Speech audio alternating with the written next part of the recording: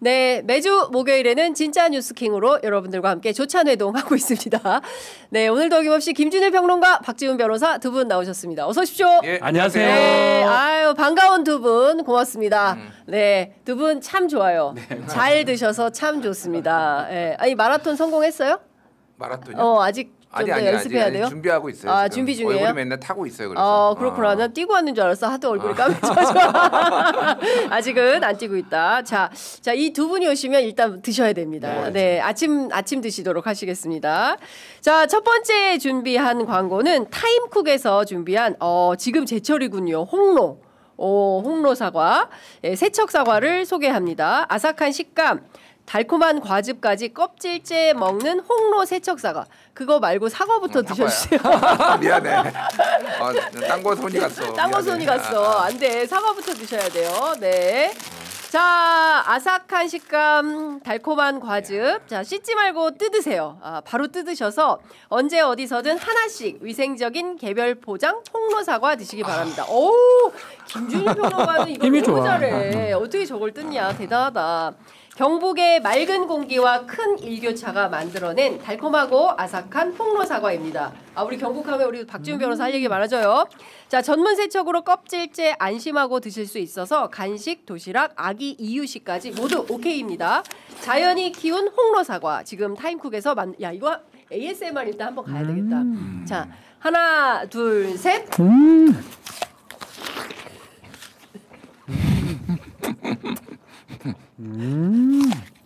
맛있네요. 맛있어. 엄청 맛있어. 진짜? 야, 소리가 진짜. 야, 사과 먹고 싶다. 예. 자, 껍질에 영양이 많다는 거 여러분들 아시죠? 바로 드실 수 있게 깨끗하게 씻고 완전하게 건조해서 개별 포장했습니다. 자, 껍질째 드시는 홍로 세척 사과 지금 바로 타임쿡에서 만나보시기 바랍니다. 아삭한 식감과 달콤함이 가득한 홍로 사과를 산지 직송으로 직접 보내드립니다. 홍로 사과로 가을을 미리 맞이하시기 바랍니다. 자, 선별된 사과로 선물용으로도 꽤 좋습니다. 홍로 세척 사과 10개에서 13개 2kg이고요. 27,000원. 싸다. 그리고 좀 큰 거 7개에서 9개 들어있는 2kg은 29,000원. 2,000원 더. 내가 보기에는 2,000원 더 주고 7개에서 9개가 나을 것 같아. 예. 자, 무료 배송입니다. 주문은 네이버에서 타임쿡으로 검색 또는 0262648819, 0262648819로 전화 주시고요. 타임쿡 스토어에서 알림받게 하시면 즉시 사용하실 수 있는 1,000원 할인 쿠폰 제공해 드립니다. 꼭 1,000원 할인 받으시기 바랍니다. 말씀해 주세요, 이제. 맛있어. 맛있어요? 맛있어요. 그리고 네. 올해 들어 사과를 처음 먹어요. 오, 그러네. 사과를 먹을 일이 별로 없네. 그러네. 예. 진짜 사과를 너무 좋아하거든요. 어머 진짜. 경북 제가 의성 출신 아니겠습니까? 의성 사과. 지금은 거기 잘 안 나지만 의성에 사과 안 나요? 옛날에 많이 났는데 그 지금은 옛날에는 날씨가 이렇게 안 맞아서 많이 안 난다고 하더라고요. 그렇구나. 너무 맛있네. 일단은 저도 사과 좋아하고 네. 아침엔 사과지. 네. 식감이 중요해요. 너무 뻑뻑해도 안 되고 너무 푸석해도 안 되고. 그래, 푸석한 사과 달아도 그래. 푸석하면은 맛이 없어. 인도 사과, 인도 사과. 적절해요. 굉장히 적절하고 또 하나는 이게 이제 세척 사과라는 거 아니에요. 네. 사실은 이제 보통 저는 사과를 집에서 사면은 그 이제 과일용 세척 세제가 있어요.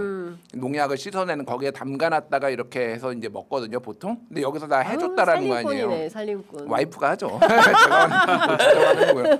근데 껍질째 먹는 게 굉장히 좋아요, 사실은. 맞아요. 그러니까 사실 이거 껍질이 약간의 그 단단한 뭐 이렇게 그래. 이물감을 싫어하시는 분들도 있는데 일단은 같이 한번 먹어보시면은 껍질째 먹는 거에 더 익숙해지시면 굉장히 맛있고. 내가 이렇게 맛있다. 보니까 이게 꿀이 있네요. 꿀이 있어요. 그 부사만 있는 줄 알았더니 꿀 홍로인데도 안에 들어있어요. 꿀이 있네. 꿀 들어있어요. 오, 맛있어. 야, 그리고 좀 풍종계종이. 하지만 사과 껍질에는 항산화 작용을 하는 폴리페놀, 퀘세틴 등의 성분과 펙틴과 같은 식이섬유가 풍부하여 노화 방지, 항산화, 변비 예방, 성인병 예방 등에 도움을 준다라고 나와 있어요. 가급적이면 껍질이랑 먹어라. 야, 역시 김준일 기자 출신 김준일. 우리는 옛날에 사실은 다 깎아 먹었어요. 농약 같은 게 많다고 맞아요. 그래서. 근데 건강에는 이 껍질이 껍질째. 더 좋고 그래요. 요게 좀 익숙해지면 더 맛있을 겁니다. 꼭 드시기 알겠습니다. 바랍니다. 꼭 드시기 바랍니다. 자, 두 번째 소개할 광고는 전라남도의 기품 있는 명품 김치 운림가. 이거 소개해야 됩니다. 운림가. 오늘 총각김치예요. 제가 가장 사랑하는 무김치, 총각김치. 자, 1970년 맛의 고장 전라남도 광주에 위치한 대인시장에서 입에서 입으로 어머니가 딸에게, 시어머니가 며느리에게 이 집 김치 참 잘한다 입소문으로 시작을 해서 무려 50년입니다. 50년 넘는 세월을 한결같은 맛과 정성으로 이 김치명가 운림가를 운영을 하고 있습니다. 자, 첫 번째 김치 대축제에서 대통령상, 국무총리상, 국회의장상 등 모두 총 3관왕을 휩쓴 것은 물론이고요. 무려 27번의 수상 경력이 있습니다. 그러니까 최상의 김치 맛과 퀄리티가 있는 집이겠죠. 자, 두 번째 그냥 국내산이 아니에요. 네, 100% 우리 농산물, 그중에서도 특등급의 원재료, 그리고 3년간 발효한 황금 매실액기스, 2년 동안 숙성시키고 끓여서 정제한 멸치 젓갈, 최고급 손꽁무, 그리고 손으로 이렇게 따는 거 있잖아요. 이거 가위나 칼로 자르는 게 아니라 손으로 다 이걸 한대요. 그러니까 얼마나 정성이 많이 들어간 김치겠어요. 고춧가루, 그리고 또 양념에 들어가는 재료 하나하나까지 최상급만을 고집한다고 합니다. 한 입 베어 물면 퍼지는 아삭시원한 맛, 전라도식 감칠맛 나는 양념에 다시마 육수로 버무려서 익으면 익을수록 나오는 깊은 맛이 일품인 총각김치. 수제로 담가서 차원이 다른 아삭시원한 맛을 8월 31일까지 강세일 특가로 맛보시기 바랍니다. 자, 구매 방법은 유튜브 더보기창 그리고 고정 댓글 링크를 클릭하시거나 네이버에서 운림가를 검색해 주시기 바랍니다. 깍두기도 뭐 그냥 기대 그대로입니다. 맛이. 그래요. 총각김치. 예. 총각김치. 총각김치. 예. 진짜 맛있네. 저거 밥 한 그릇 뚝딱인데. 세트다 세트. 우리 김준일 한번 잡아주세요. 김준일 평론가. 김준일 평론가 잡아주셔야 돼요. 제작진 여러분. 예. 김준일 단독으로 잡아주세요. 단독. 너무 그림이 되잖아. 부담돼. 이런 거 단독으로 잡잖아. 단독샷. 고구마 먹으면서 그냥 김치 먹고. 아니 우리 남편이 고구마 쪄줬어요 오늘 아침에. 예. 굶지 말고 다니라고. 집에서 가져온 거예요? 집에서 그러면? 가져온 거예요. 진짜? 그거 저기 상품 아니에요. 파는 거 아니야. 진짜? 예, 이거는 비매품이야. 장윤선 집에서만 먹을 수 있어. 와, 장윤선 외조 제대로 받고 있네. 그렇죠. 네, 잘 먹고 있습니다. 고맙습니다. 네. 자, 어쨌든 지금 김치와 말이 필요 없어. 울림가는 말이 필요 말이 무슨 없어. 굳이 막 뭐 네. 칭찬하고 또 똑같은 말 할게요. 밥은 안 주냐? 많이 익지도 않고 네. 딱 그 맛이 딱 돼 그 있고. 맛이다. 그리고 딱 씹히는 게 너무 좋습니다. 진짜 맛있어요. 크림소다님이 두 분 최고십니다. 진심 맛있게 드시는. 진짜 이거는 ASMR 제대로야. 그렇구나. 운림과 총각김치는 익혀 먹어야 더 맛있어요. 이런 의견. 예, 배추김치는 주변에서 맛있다던데 열무김치는 별로였다고. 예, 의견도 또 우리가 기자라서 또 다 읽어내. 여튼 취향이 다르니까. 예. 자, 여러분들, 운림가는 파김치가 제일 맛있습니다. 예, 진짜 제 입맛에서는 맛있었습니다. 이런 의견들. 사람마다 다른데. 예, 그럼요. 딱 그 맛이에요. 딱 우리가 좋아하는 그 맛이에요. 네. 너무 맛있어. 제가 표현을 못해서 미안한데. 너무 맛있다. 그냥 계속. 그러니까 너무 맵지도 너무 짜지도 하고 딱 그 맛이야. 딱 밥 먹기 좋은. 딱 그 맛. 김치가 너무 달다 이러면 이상한 거잖아. 그렇죠. 딱 그 맛, 딱 먹고 싶은 알겠습니다. 맛. 다만 요거 총각김치는 맛있는데 약간 거친 맛이 무슨 말이냐면은 더 이거 익힌 맛 좋아하시면은 잠깐 밖에다가 냉장고 말고 밖에다가 한 며칠 하루 이틀 두고 냉장고에 두면은 딱 이제 익은 맛으로 뭐 드실 수 있고 지금 저는 약간 거친 맛 좋아해요. 살짝 매운맛 나는 그 총각김치 굉장히 알겠습니다. 맛있어요. 자, 저희가 본격적인 토크를 하기 전에 지금 상품 빼는 시간 저희가 잠깐 드리도록 하겠습니다. 왜냐하면 스튜디오에 이게 너무 많아가지고 저희가 직접 하는데 좀 어려움이 있어가지고 빼주시면 바로 저희가 방송을 진행하도록 하겠습니다. 자, 한덕수 전 국무총리가 구속영장이 발부될 줄 알았더니 기각이 됐어요. 박 변호사님. 저는 사실은 전에 방송을 좀 몇 개를 했었는데 저는 이제 좀 기각 가능성이 좀 있다고 계속 반반 정도 얘기를 했는데 사실은 우리가 방송하면서 반반 정도 얘기한다는 거는 기각 가능성이 좀 크다는 뜻을 또 내포된 거예요. 왜냐하면 또 진행하시는 분이 자꾸 묻더라고요. 좀 뉴스 아이킥입니다. 뉴스 아이킥. 진행하는 이제 권순표 국장이 구속되지 않겠냐고 묻는데 저는 계속 어떤 걸 봤냐면 너무 많이 얘기를 해버렸어요.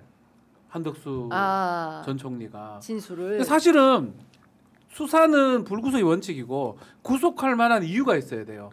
증거인멸 우려가 뭐냐면 말을 계속 바꿀 때 증거인멸 우려거든요. 네. 예를 들어서 김건희가 모조품 진품 보면서 허걱 할 때, 예. 그리고 이상민이가 계속 거짓말했을 때, 예. 그것은 그렇게 했을 때는 영장을 피할 방법이 없는데 한덕수는 좀 달랐어요. 네. 뭐 이 이후에는 보면 법적 평가가 다툴 여지가 있다 하는데 이 부분은 저는 크게 방점이 있는 건 아니라고 보고 예? 제일 중요한 거는 더 이상 증거인멸 우려가 없다 이 사람에 반해서 지 할 얘기는 다 했다. 네. 더 나아가서 예. 남의 것까지 더 얘기했지 않았을까 생각이 좀 들어요. 그렇다면 사실 구속할 이유가 사실 없는 거거든요. 근데 특검에서 구속영장을 청구했을 때는 상당한 이유가 있어서 그렇죠. 그런 특검은 거 그렇게 아니겠습니까? 생각했겠죠. 예, 예. 했는데 법원이 가장 더 중요한 거는 수사하는 입장에서는 구속한 다음에 이 사람의 어떤 심적 상태를 이용해서 또 다른 진술을 이끌어내는 효과가 있는 건데 다음 조사했을 네, 때 네. 저는 그 이상의 한덕수가 얘기할 것은 좀 적지 않을까 이런 생각이 들고 그렇기 때문에 뭐 이건 법원의 또 판단이기도 한데 결국은 영장이 좀 기각된 게 아닌가 이렇게 보고 있습니다. 그러니까 어떻게 보세요? 그러니까 박지훈 변호사가 진짜 변호사예요.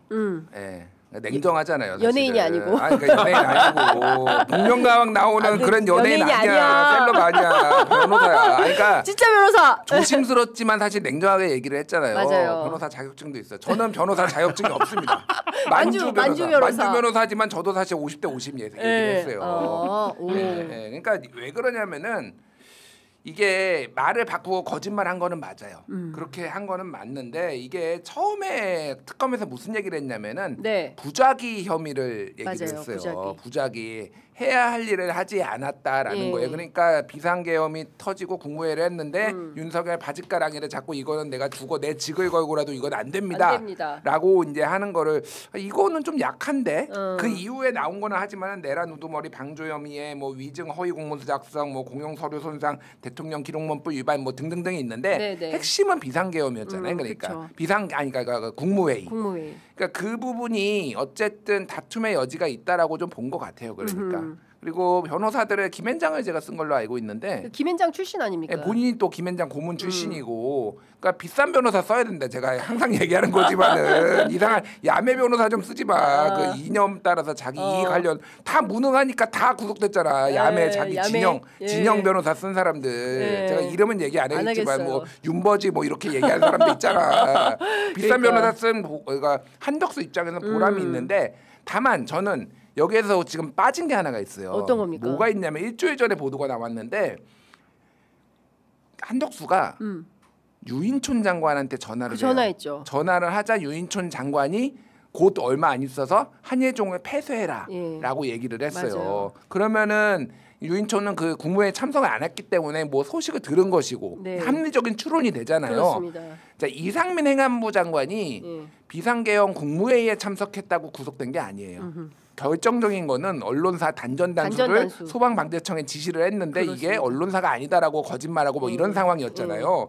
그러면은 제가 만약에 다음에 한덕수를 한 번 더 특검에서 구속영장 청구를 하면은 이거가 핵심이다. 제가 보기에 구속을 시키기 위해서는 이거는 지금 적극적으로 한 거예요. 그냥 이거는 적극적 가담행위다. 적극적 가담행위죠. 그러면은 한덕수를 통해서 유인촌 그러면 사실은 이제 유인촌까지 수사를 해야 되는 거예요. 그러니까 이거를 지금 특검이 계획하고 있는지는 제가 모르겠으나 그게 키가 될 수도 있겠다. 근데 지금 그 기사 보도에 혼선이 좀 있더라고요. 어떤 매체들은 추가 영장 청구 다시 한다라는 입장이 있는 반면 영장 청구하지 않은 가운데 그냥 재판에 넘겨버린다. 이제 두 가지가 계속 그 혼선해서 나오더라고요. 이건 실무적인 얘기를 좀 드리면요. 사실은 구속을 하는 이유 중에 뭐 법적으로 지금 증거인멸 우려, 도주 우려 이런 걸 따지지만 실제로 구속을 하는 이유는 뭐냐면 다른 진술을 좀 받아서 딴 사람 또 잡아놓고 그런 것들을 노리는 거예요. 쓰리 쿠션. 원래 그렇죠. 잡아놓으면 신병이 이제 확보가 되면 그 사람이 이제 아주 긴장을 하고 겁을 먹기 때문에 많이 얘기하면 윤영호 보면 뭐 엄청 많이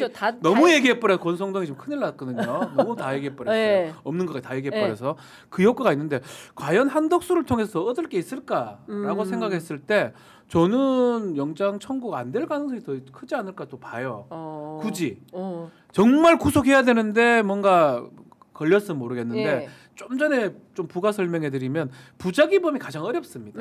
뭘 해야 되는데 안 했을 때 성립하는 범죄 이걸 부작위범이라고 그러고 형법상 대다수 보면 자기범이에요. 뭘 함으로써 하는 범 자기범인데 부작위범으로 이렇게 구성해서 가져간 거예요. 그러니까 판사가 봤을 때 애매하지 않냐? 그 보증인적 지위라고 법적 지위를 확인해야 되거든요. 그 과정에서 법적 다툼이 있다고 아마 얘기를 한 것 같아요. 앞으로 재판하면 또 어떻게 될지는 모르겠지만 현 단계에서는 쉽지 않아 보이면 결국은 자기 거를 찾아가지고 저게 단전 단수 조치라든지 지금 한예종 폐쇄 조치 이게 자기적인 얘기거든요. 근데 그 국무회의 문건을 처음에 허위로 공문서를 만들었다가 문제가 될 것 같으니까 폐쇄하라고 파쇄하라고. 요거는 내란죄하고는 관계없는 공문서니까 작성이나 위조 뭐 요걸로 가는 거고 그 범죄는 다 인정이 됐을 건데 요것만으로는 얘가 말을 자백하니까 했어요 이러니까 그 구속할 필요가 없는 건데 그래서 저는 좀 조심스러운 얘기긴 하지만 아주 분노에 차 있는 영장 기각이었으면 재차 청구를 합니다. 되든지 안 되든지.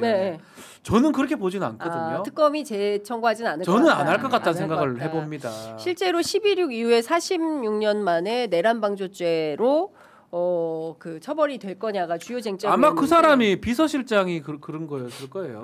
그런 사람들 김계원이었나 이러면 그냥 기억이 잘 안 나는데 옛날에? 그런 사람들이 내란 방조였거든요. 애매한 그런 상황이었어요. 막아야 되는데 김재규가 하는 걸 뭐 등등해.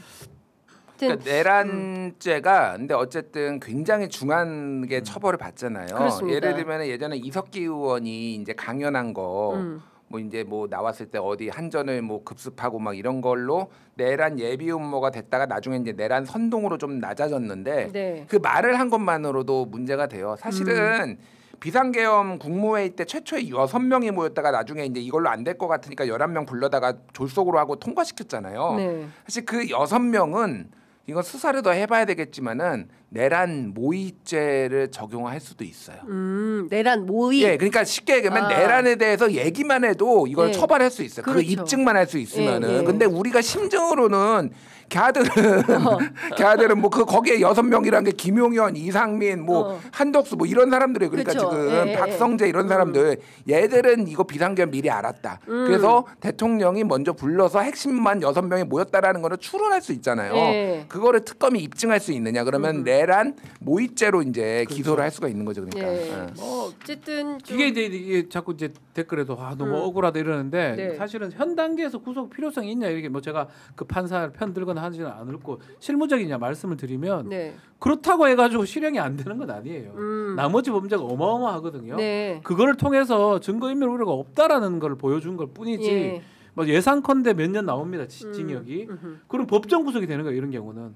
만약 구속 안 됐다 하더라도 그러니까 그걸 갖고 막 지금 단계를 말하는 거지 이 사람이 무죄다 이렇게 볼 필요는 없다. 알겠습니다. 그 지금 속보가 들어와 있는데요. 윤석열 내란 재판 6회 연속 불출석. 오늘도 또 안 나왔어요. 그래서 포기한 것 같아요. 이제 포기했다. 정신을 나왔다고 봅니다. 나오는 게 낫거든요. 아니, 그게 무슨 어떤 뜻이냐면 이게 출정이라고 표현하는데 밖에 나갈 때 구치소에 있는 것보다 나가면 바람 쐬고 훨씬 낫죠. 그 안에 에어컨 바람. 뭐 변호사 보는 것도 보는 거지만 그래도 사람 제가 이제 피의자나 피고인들 얘기를 들어보면 나갈 때 그래도 차도 타고 가고 뭐 바깥에 풍경도 보고 뭐 그리고 어차피 가가지고 뭐 감옥에 가는 것도 아니고 앉아 있으면 돼요. 근데 이런 거 봤을 때는 통상은 나옵니다. 자기 재판인데 궁금하기도 하고 근데 계속 골석을 하는 거는 이 재판에 대해 가능성을 이제 내려놓은 게 아닌가 그렇게 보여요. 수사도 포기하는데 그 시점에 맞춰 재판도 포기한 상황이거든요. 그럼 이렇다면 좀 재판을 좀 더 빨리 좀 진행할 수 있지 않을까? 지규현 판사가 지금 보면 어제 그제 연속해서 지금 법사위원장이 법원을 상대로 왜 그 처리하지 않느냐라고 하는데 지금 답변이 없고 참 그렇습니다. 어쨌든 이 재판이 되게 중요한 세기의 재판인데 21세기의 내란이 웬 말이에요. 그런데 이 재판을 이렇게 지지부진하게 끌고 있는 게 과연 거의 그 예전에 일본이 패전한 다음에 도쿄 그 내전 전범 재판 거의 그 정도 이제 급이라고 봐요. 근데 전범 재판에 한 4년 걸렸어요. 그거는 좀 아주 특수한 경우인데 전 세계에서 나와가지고 이렇게 이게 넷플릭스 드라마도 있어요. 그게 어떻게 이루어졌는지. 그러니까 전 직위원을 신뢰하지는 않아요. 신뢰하지는 않는데 이거는 진짜 속행이 좀 필요한 상황이에요. 그렇습니다. 예, 이거를 그때 예전에 누구였죠? 그 전두환이나 뭐 이쪽에 할 때는 네. 일주일에 몇 번씩 했어요. 그러니까 전두환 노태우. 예, 그때 그래서 그러니까 뭐 이게 사법부의 교체를 뭐 여기서 얘기하는 거는 압박으로 비춰질 수 있으니 좀 조심스럽긴 하지만은 이거는 국민의 좀 여론의 압박이 좀 필요하지 않나 그 생각은 그러니까요. 많이 들어요. 예. 그러니까 저희 취재 편의점이 매일 보도하려고 하고요. 반대로 김건희 씨는 나왔어요. 구속 이후 5번째 특검에 출석을 했고 기소 전에 마지막 조사다라는 얘기가 나옵니다. 시간이 이제 다 됐으니까요. 네, 다 됐어요. 예. 제가 조사는 김건희는 정말 확실한 건 그겁니다. 네. 너무 많은 곳에 자기가 일을 저질러놨고 본인도 알고는 있을 겁니다. 네. 그러다 보니까 또 많은 사람들이 관련성이 있어요. 또 지금 보도에 따르면 몇 개는 또 본인 아니라 그래요. 그러니까. 그건 아니라고. 네. 대규모 거짓말이라고 하는 거는 특검이 뭘 파악하고 있고 어느 정도 진술을 듣고 질문을 할 것인가 그걸 보기 위해서 간다고 봐야 될 것 같고요. 그래서 대다수 진술 거부권 행사를 할 겁니다. 그렇지만 요번에 가가지고 특검이 확보한 진술, 확보한 증거 같은 것들을 확인하려고 가는 걸로 보면 될 것 같습니다. 그 동아일보가 오늘 단독 보도한 내용이 있어요. 태양광 테마주. 김건희 씨가 태양광 테마주 관련해서도 오늘 공매도 나만 먼저 받았다라는 통화 녹음을 확보해서 현재 추궁 중이라고 하는데 네오세미테크라는 회사에 투자를 하면서 2009년입니다. 그때 김건희 씨가 증권회사 직원하고 자주 통화를 하는 것 같아. 이번에도 증권회사 직원하고 통화를 했어요. 여기에서 뭐라고 얘기를 하냐면 김건희 씨 육성으로 네오세미테크 일단 오늘 공매도 하는 걸로 나만 먼저 받았다 이렇게 얘기를 해요. 그리고 관련해서 이제 특검팀이 김건희 씨한테 이거 어떻게 된 거냐라고 물어보니까 어떻게 얘기를 하냐면 특혜받은 건 아니고 주식에 대해서 아는 바가 없어가지고 당시 잘못된 정보를 그냥 언급한 것뿐이다. 주워들은 얘기다. 주워들은 걸 이야기한 것이다. 이렇게 주장을 합니다. 요거는 이제 그거 범죄가 돼서 처벌하기는 어려울 거예요. 2009년이라서 그러면 공소시효는 거의 지났다고 봐야 되고 예. 그런 상황인데 이걸 하는 이유는 그거예요. 도이치모터스 사건에서 뭐 아무것도 몰랐다라고 계속 주장을 하고 있거든요. 주식에 대해서. 네. 그 부분을 탄핵하기 위해서 아마 조사에 참여한. 근데 이런 것도 답변 안 하면 그만인데 김건희에서 답변을 할 겁니다. 네. 그런 부분은 아마 네. 제 생각에는. 네. 왜냐하면 지금 주요 범죄와는 관계없는 거거든요. 그래서 또 보도가 이게 보도는 그렇게 보시면 돼요. 이 보도되는 게 동아일보 갑자기 안 게 아니고요. 저는 특검이 그냥 약간 이렇게 언론적으로 주는 거라고 네. 인식을 하고 있거든요. 그리고 그것을 주면 보도를 해주고 조사할 때 좀 도움이 되잖아요. 네. 그렇게 이용한다고 좀 생각하시면 될 것 같습니다. 그렇군요. 하여튼 김건희 씨와 범죄 사실은 너무 많아서 제가 보기에는 수첩에 써가지고 외우고 다녀야 될 것 같아요. 그 정도로 잊지 16개 않으려면. 넘게 그러니까요. 되니까요. 심각합니다. 네. 자 그리고 뒤이어서 바로 권성동 얘기를 해보겠습니다. 저희가 권성동 문제가 또 보통 심각한 게 아닌데 특검이 아무리 수를 쓴다고 하더라도 죄를 만들 수는 없다. 당당하게 가서 조사 잘 받고 나왔습니다. 이렇게 주장을 하는데요. 관련된 영상 준비돼 있습니까? 바로 볼까요?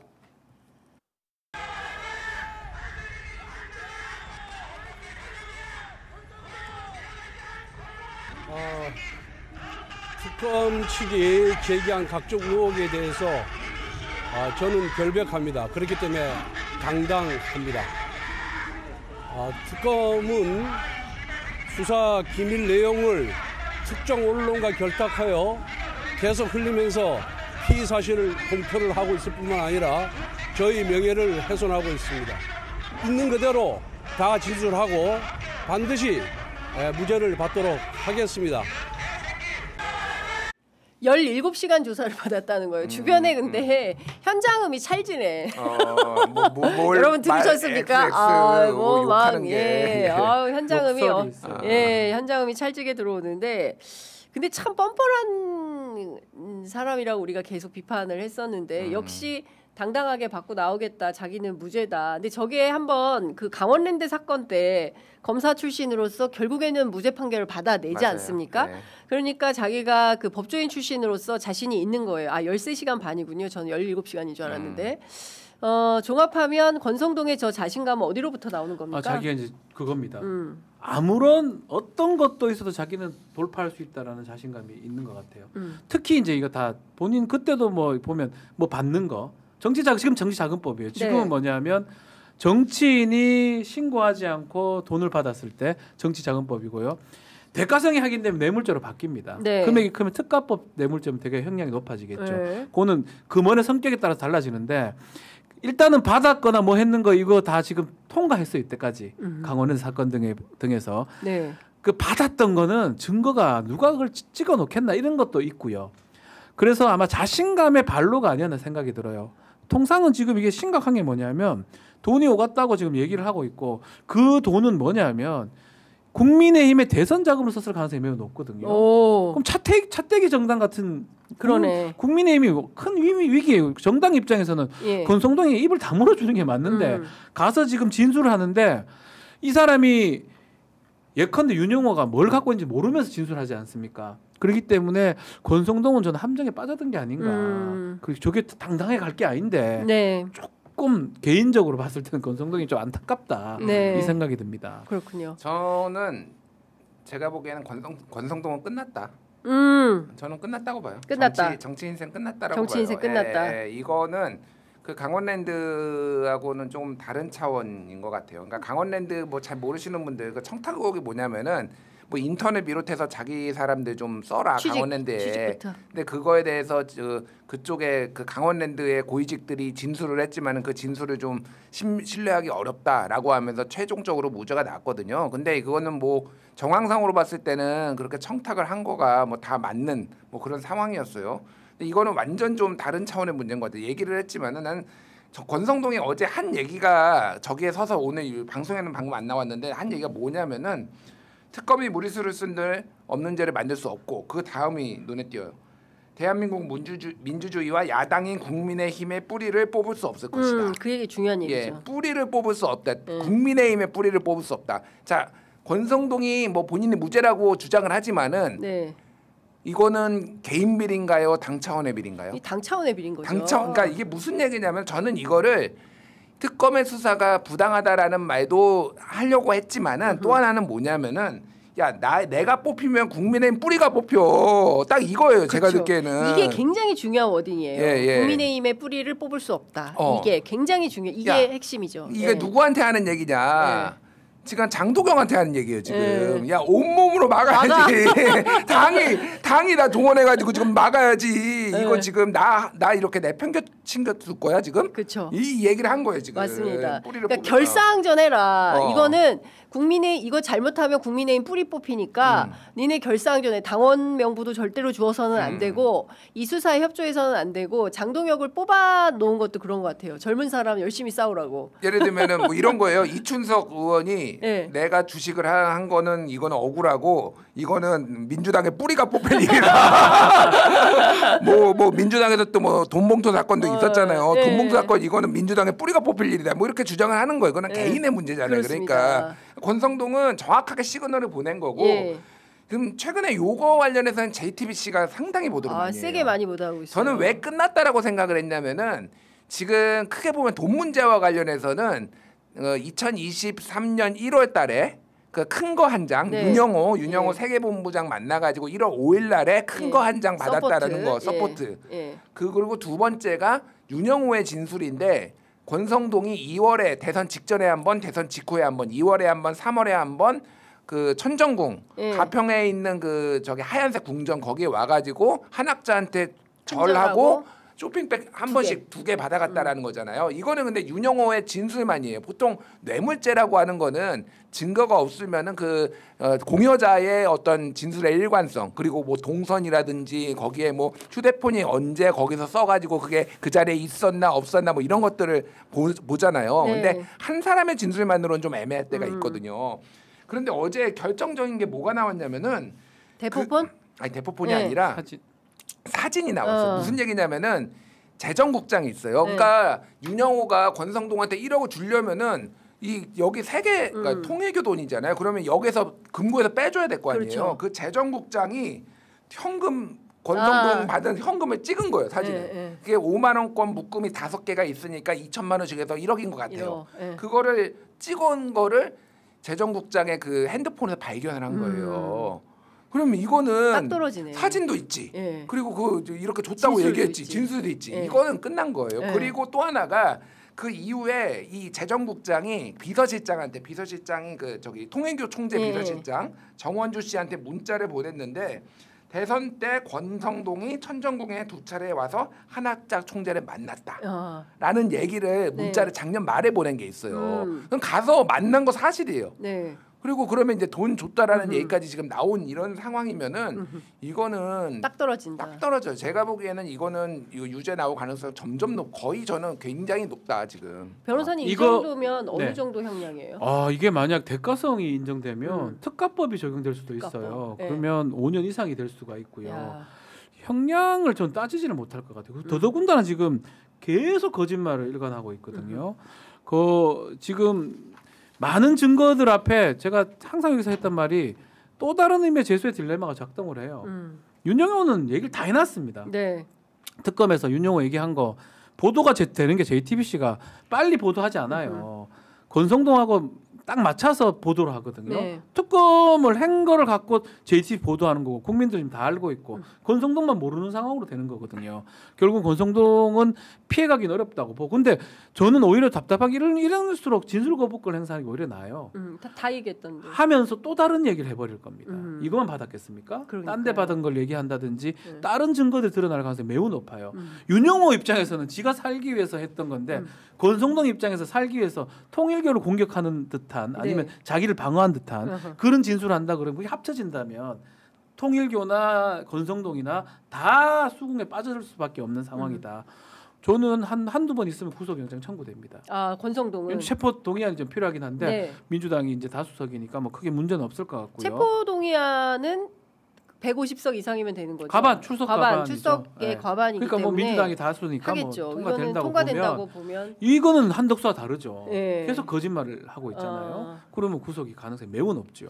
이 권성동 그러니까 일종의 그 통일교 어떤 그 로비의 그 통로가 된 통로가 거예요. 예. 권성동 국민의힘에서는 권성동이 권성동만 있었을까요? 아니면 플러스 알파 정치인들이 더 있을까요? 있었는데 지금 하기는 안 되니까. 권성동만 누구라고 저 직원이니까. 떠오르긴 한데 그 사람 얘기를 하기 좀 그러네요. 통일교 쪽은 이철규 의원 이름이 한번 나온 적은 그래요, 있죠. 맞아요. 그러니까 이제 건진 법사가 그때 YTN 인수할 때 내가 이철규한테 얘기할 맞아요. 테니까 그건 예. 이철규 의원은 부인했어요. 예. 고소 좀 하지 마 그런 걸로 좀 그렇기는 한데 예. 윤핵관들을 건진이 다양하게 접촉을 했는데 가장 핵심은 어쨌든 권성동이었던 맞는 거하고 그러니까 그런 거 같아요. 한 축은 권성동이었고 예. 그러니까 윤핵관 예. 한 축은 건진을 건진. 통한 김건희였어 그러니까. 김건희. 그러니까 예. 이 두 축이면은 사실 되고 권성동 외에 또 한두 글이 필요했겠지만은 예. 큰 줄기는 권성동. 통일교는 어쨌든 권성동이었다. 통일교는 권성동이다. 그러니까요. 근데 어쨌든 지금 그 권성동은 그 퇴로가 없어 보인다. 다 왔다. 이런 말씀을 좀 드릴 수 저는 있을 것 뭐 같습니다. 다음 주에 네. 체포동의안 넘어올 것 같은데요. 체포동의안. 어. 그러면 다음 주에 체포동의안 넘어올 국민의힘 얘기를 좀 해보겠습니다. 지금부터 장동혁 체제가 됐어요. 장동혁 체제. 다들 그래도 한덕수가 김문수가 되지 않을까. 헷갈려. 김문수가 되지 않을까 예측을 했는데 그 예측을 다 뒤집어 엎고 장동혁이 됐습니다. 제가 다른 방송에서 음. 지난주인가 뭐 한참 전에 네. 장동혁 가능성이 있다라고 하면서 그 진행자가 왜 그렇게 생각하냐고 그때 말도 아주 미미할 때예요. 그러니까 대뿌라 이렇게 마음으로 얘기를 했던 거예요. 아 진짜.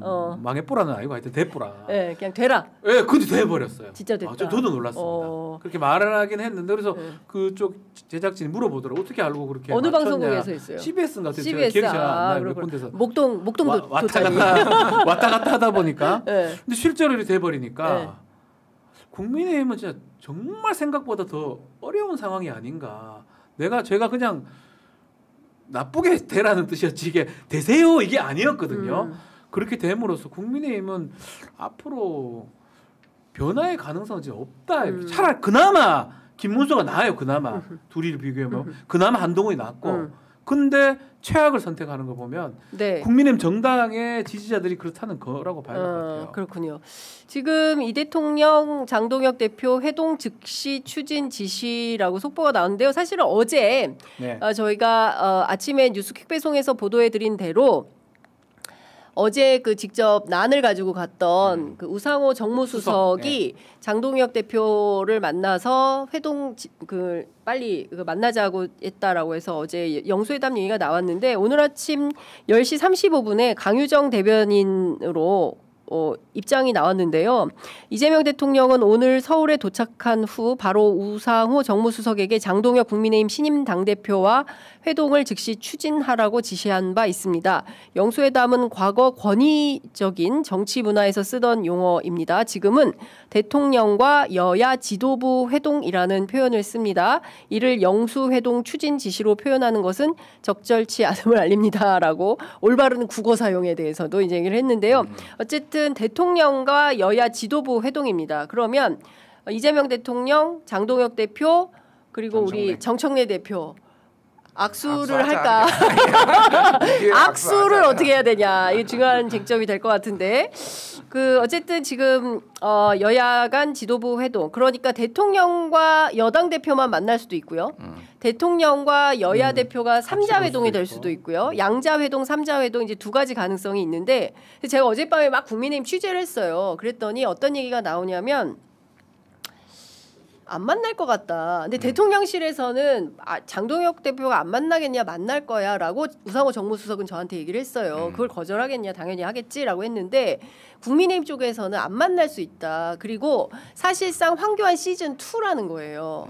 그러니까 홍준표 건너뛰고 바로 이제 머리 깎고 단식하고 길거리로 나가서 전환길과 함께 손잡고 장외투쟁한다. 이제 이런 각오로 보더라고요. 근데 한편으로는 장동혁이 똑똑한 사람이기 때문에 그렇게 또 무식하게는 안 할 거야라는 시각도 있긴 해요. 근데 어떤 걸 선택할지는 모르겠어요. 우리 김준일 평론가도 취재 많이 하시니까. 예. 네. 제가 어제 뭐 다른 방송에서도 좀 얘기를 했는데 제가 한겨레 칼럼을 썼거든요. 어제자에 나온 건데 제목이 장동혁 황교안 평행 이론이에요. 오, 칼럼 이름이. 그렇구나. 네.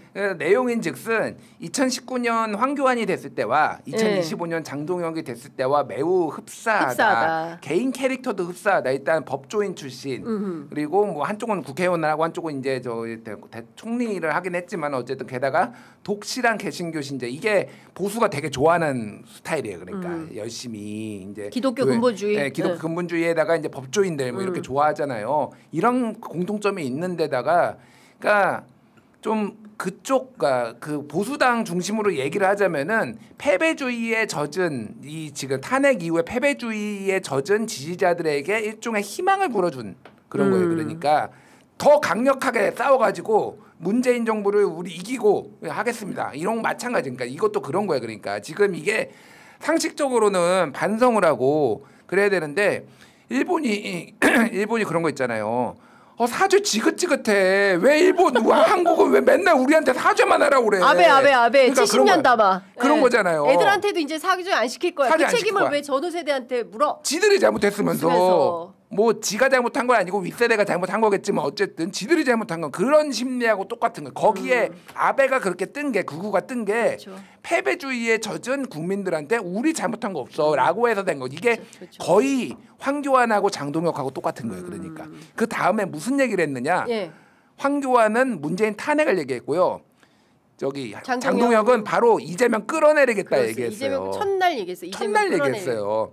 그렇게 되고 또 공통점이 뭐냐면은 이쪽은 이제 아스팔트 보수 정광훈하고 손을 잡고 맞아. 정광훈 집회에 나가기 시작했고 여기는 이미 전환기에 유튜브에 나가버렸어. 네. 여기가 더 심해 그러니까. 얘기했잖아요. 뉴미디어 힘이라고. 뉴미디어 힘이라고. 그러니까 황교안은 당선될 때는 강력하게 그쪽에 지지를 받기는 했지만은 그 정도로 빚을 지진 않았거든요. 정광훈한테. 근데 자기가 자발적으로 아스팔트로 나간 거고 여기는 아예 전환기한테 빚까지 졌어요.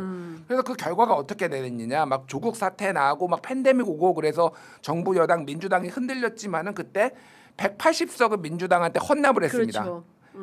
그러면은 장동혁 호는 어떻게 될 것인가 모르죠. 모르는데 제가 마지막에 쓴 문장은 패배의 경로 의존성을 벗어나기는 쉽지 않다. 뭐 이거예요. 그러니까 네. 호랑이 등에 이미 올라탄 거예요. 제 네. 영수회담 얘기를 왜 그러니까 왜 얘기했냐면은 상식적으로 대통령이 보자고 하면은 보는 게 맞아요. 왜 그러냐면 대통령한테 얘 이렇게 하라는 게 아니라 가서 할 말 하면 되잖아요. 본인이 어쨌든 존재감을 저 국정 파트너로서 인정받는 것도 있고 거기에 가서 자기가 할 말 하면 되는 거예요.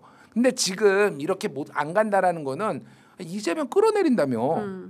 근데 뭐 가서 얘기해? 이런 지배적인 정서와 그거를 이제 반영을 하는 거예요. 그러니까 이게. 어제 송원석 원내대표를 포함해서 모든 국회 일정을 중단하겠다. 상임위 우리 예결위도 안 들어갈 거예요.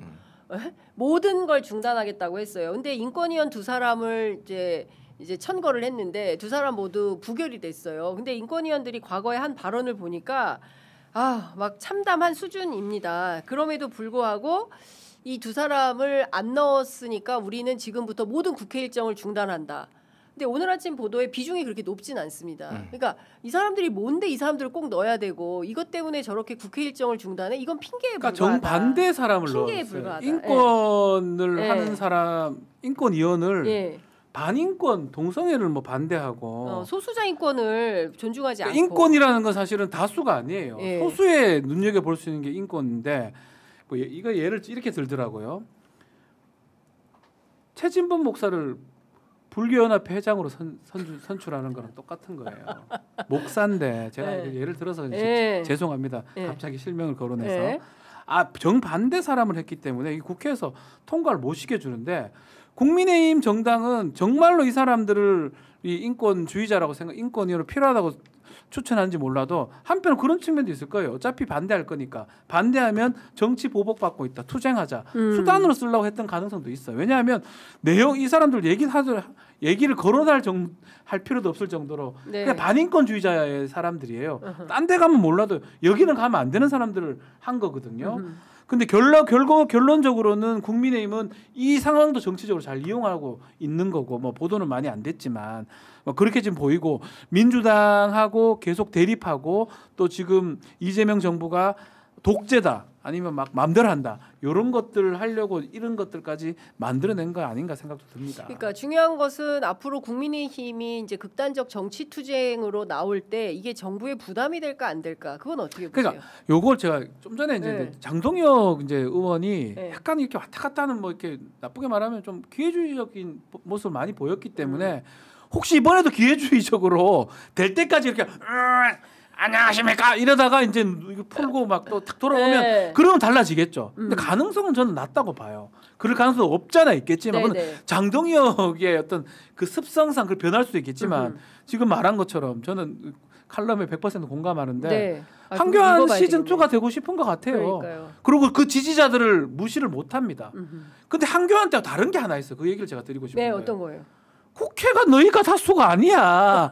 안 나오면 끝이야고 오지 마. 국회가 비슷비슷할 때나 그게 효과가 있는 거예요. 국회 다수는 여당 쪽이 압도적 다수예요. 웃잘라 그러면 그냥 배제되는 거예요. 길거리 가 놀아라.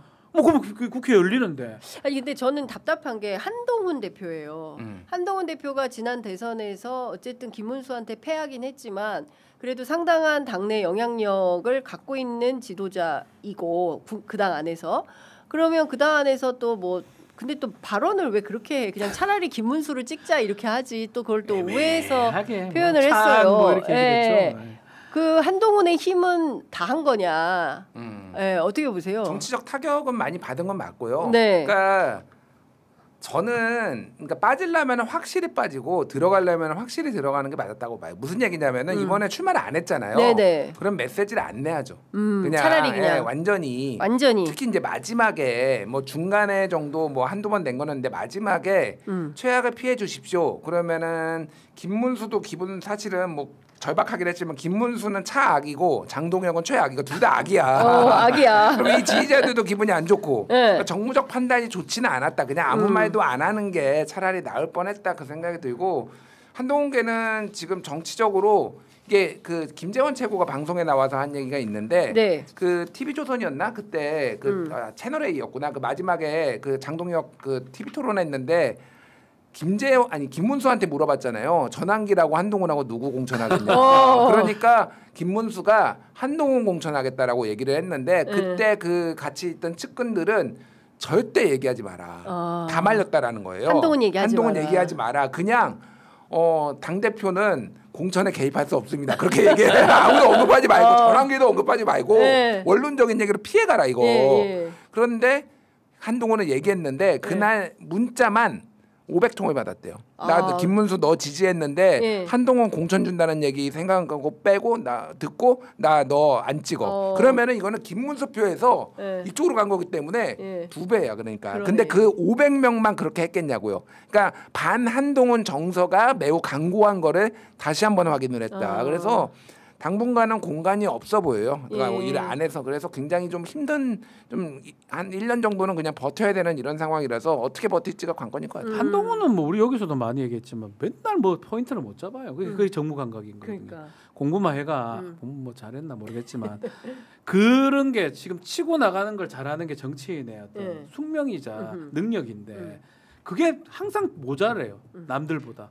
그거 뭐 쓸데없는 소리 해가지고 하면 김문수 차라리 해주던가. 그래서 친한계 쪽으로 싹 다 갈 수 있도록 100% 길을 마련하던가 해야 되는데 애매하게 얘기를 하면서 빠지지도 못하고 그냥 다 발만 담그는 형국이거든요. 정치인이라는 거는 던져서 취할 거 취하고 빠질 거 빠지고 해야 되는데 그걸 못하는 게 그치. 지금 옛날 시작할 때부터 지금까지 똑같아요. 한 치의 오차도 없이 똑같아요. 근데 지금 사실은 장동혁 대표도 자력으로 당대표에 당선된 게 아니라 일종의 전환길 극우 유튜버들의 도움을 받아서 당선이 된 거고 지명직 최고위원회 전환길 또는 고성국 임명한다는 얘기가 있는 정도니까 그러면 장동혁이 뭐 암만 뭐 민주당에도 처음에 노크를 했었고 뭐 중도 합리성이 있는 사람이라는 평가가 있긴 하지만 뭐 내심에 그런 생각이 있다 하더라도 정치가 외부적으로 표출되는 것은 전환길의 영향력 하에서 벗어날 수는 없는 그래서 거잖아. 제가 그러니까 10% 정도는 있어요. 네. 그분의 성향이 좋게 말하면 이제 중도적인 합리성, 네. 나쁘게 말하면 왔다 갔다. 그 부분이 이제 있는데 예. 전환길이나 거기서 표를 받아서 된 사람이기 때문에 과연 바뀔 수 있느냐 봤을 때 되게 의문스럽다는 거예요. 아마 언더친윤이나 많은 극우 세력이 뒤에서 탁 잡고 있을 겁니다. 결국은 우리 김준일 평론가의 그 컬럼 내용처럼 한교안 시즌 2가 될 가능성이 매우 높습니다. 그러니까 이런 거예요. 그러니까 어제 첫 최고회의 했는데 거기에서 장동혁 대표가 뭐라고 했냐면은 이제 선거는 끝났으니까 과거를 덮어두고 미래로 나아가자라는 얘기 하나 했고 또 하나는 능력 있는 민생 정당이 되겠다라고 얘기를 했어요. 그런데 과거를 덮고 미래로 나아가려면은 과거는 가장 큰 문제는 윤석열이야. 과거를 이제 절연하고 미래로 나아가야지. 그러니까 안 되는 거야. 그러니까 그리고 그 뭐 민생 정당 얘기를 했는데 뭐 이제 갑자기 상임위 다 중단. 이게 그러니까 안 맞는 거야. 미스매치가 앞뒤가 안 맞고 또 하나는 장동혁이 그렇게 하고 싶어도 어저께 이번에 가장 이제 파란을 일으켰던 게 김민수 최고위원이잖아요. 김민수 최고위원이 무슨 얘기했냐면은. 그 방송에 나가가지고 국민의힘 간판 달고 이렇게 비판하는 이 패널들 싹 그 다 교체해야 된다, 다 징계해야 된다 이 얘기하고 한동훈 당원 게시판 사태 이거 다시 당무감사해야 된다 얘기했거든요. 화합을 하고 뭘 하고 싶어도 안 되네. 이미 김민수는 이미 그 맛을 봤잖아요. 그러니까 2등 뭐 이제 신동욱에 이어서 2등했지만은 또 뭐 여조는 1등 나고 막 그랬거든요. 그러니까 이제 막 지르는 거야 김민수는. 그러면 이거를 또 거기 전환길이나 이런 데서 박수 칠 거 아니에요. 안 할 수가 없는 거야. 그러니까 이런 상황이에요. 그러니까. 그러니까 제가 보기에는 당에 있기도 어려워요. 그 전문 용어로 그냥 그 이런 표현을 써도 되나? 이 일본 말 같은데 아사리판이다.